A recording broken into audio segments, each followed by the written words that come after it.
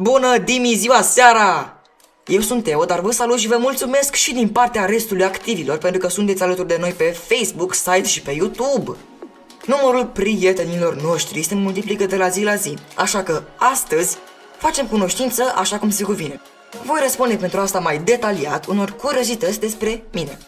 Așadar, din acest clip veți afla ce sens are prezența mea în online, care a fost una dintre cele mai haioase medalii cu care m-am pomenit la debutul în teatru, primele isprăvi la microfon, despre pasiunile mele de adolescent și cum vreau să-mi fie viitorul. Ce sens are prezența mea în online? Ei bine, vecinii de vârsta mea de pe stradă sunt cam puțini, tind spre zero. Adică ai mei s-au mutat la un moment dat la țară, în ținutul frumos al neamțului. Atât de la țară, încât atunci când s-au apucat de construit casa, în jur era un deal gol, unde până și vântul bătea doar de 2 ori pe an, 6 luni vara și 6 luni iarna. Ca să nu mă lase rupt de lume, ai mei s-au gândit să mă socializeze, deschizând acasă un club de dezvoltare personală prin teatru. Pentru mine, joaca asta expresivă e un mare dat. Prinde bine la o adică oricând în viață. Iar mama s-a gândit că ori mai fi în jur și alți copii cu talente care pot fi dezvoltate. Prima consecință a acestei inițiative a fost că pe la 6 ani eram deja moț al scenei și primeam undeva la Buzău medalia de cea mai bună actriță pentru interpretarea lui Nicola Cireșe. Iată! Dacă era o medalie la locul ei, ar fi trecut nebăgat în seamă. Dar așa, debutul meu oficial pe scenă în teatru a fost de neuitat, spre jena mea de atunci și amuzamentul de azi.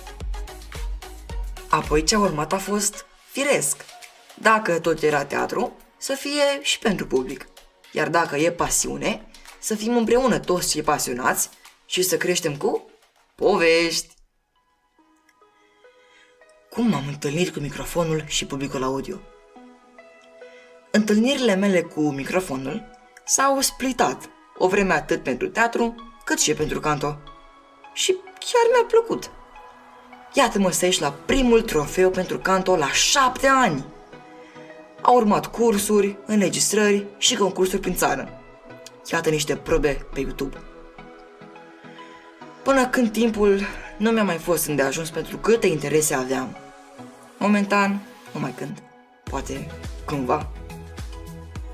La 8 ani eram cel mai tânăr participant la școala de radio de la Radio Gold, sub îndrumarea Raluca Imoianu, Alinei Dimitriu și Șarpe.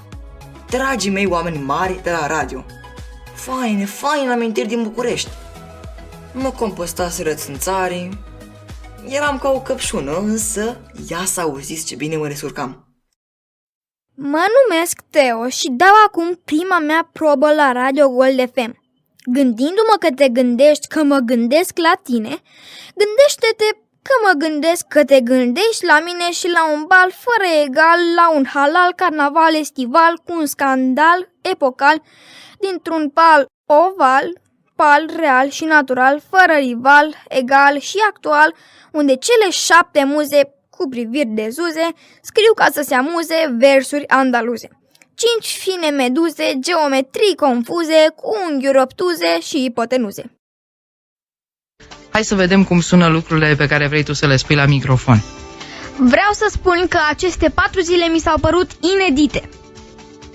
Și dacă ar fi să le mai transmit altor prieteni, le spune că școala de Radio Gold ar merita să vină la ea pentru că aici sunt niște oameni deosebiți de la care au multe de învățat. Wow. Teo, nu vrei să lucrezi în dat PR? șpagă să zic asta. Salutări Irina, Andrei și Matei. Nu e așa că avem super amintiri cu profe de la Radio Gold? Și tot în București m-am întâlnit cu o altă inspirație. Domnița poveștilor, Adriana Ene de la Radio Trinitas și Bucuria Poveștilor. Ce alte pasiuni mai am? Dansez! La 6 ani, odată cu teatru și canto, m-am apucat și de dans. Mai puțin popular și foarte mult sportiv. E foarte mult de muncă în lumea dansului sportiv, însă pașii sunt cerți, artă și direcție. Mă bucur că sunt alături de antrenori și colegi absolut spectaculoși la clubul de dans sportiv Race Dance. Sigur, într-o zi o să vă povestesc mai multe din felia asta. Apoi, cumva, cum spune proful meu de germană, sunt nativ dotat pentru limbele străine. Mama a început engleza cu mine odată cu româna. 2 cuvinte în română, hop, și unul în engleză. Deci, nimic fantastic în faptul că, în ciclul primar, citeam de la bibliotecă la fel de lejer cărți în engleză ca și în română. După ceva timp, am descoperit germana, savuroasă, mai ales datorită domnului Cătălin Nemțanu, profesorul meu autentic și complex. Iar mai nou, franceza, care, nu știu cum să vă spun, devine din ce în ce mai mult limba care îmi place să gândesc. Am aproape 2 ani de când am descoperit desenul digital și da, merită explorat. Iar odată cu el și cu accesul la un PC dotat, echipamente și aplicații, s-a lipit de mine timbru magnet și prelucrarea digitală pentru foto, video, audio. Vinovată în parte, o fată floare. Însă, tot n-am o viață plină fără joacă și jocuri, desigur. Că doar nu veți crede acum că sunt modelul acela perfect care nici nu există de copil gen Dexter. Nu!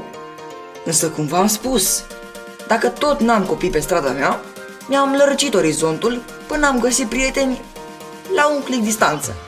În aceste vremuri, când stăm în casă, dragi prieteni online, străzile mele nu se simt goale. Unde mă văd peste 5 ani? Am deja o bănuială că îmi extra place și biologia, așa că nu este exclus să mențin direcția.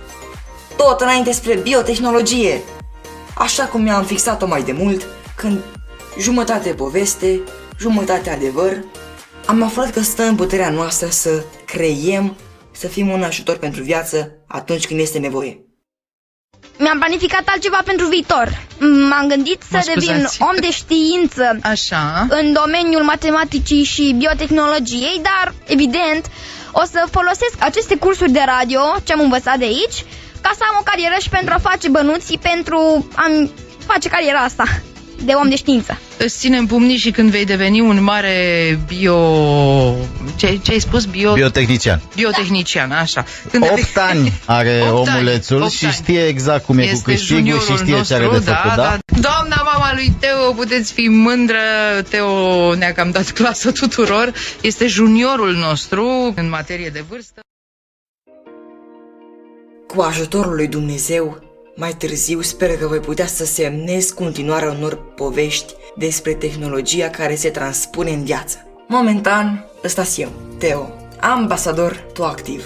Din ceea ce sunt, împart prietenie, creșterea mea, pasiunile mele cu voi. Că, de ce nu? Suntem generația nativilor digitali. Așa trăim noi, online, șeruind resurse.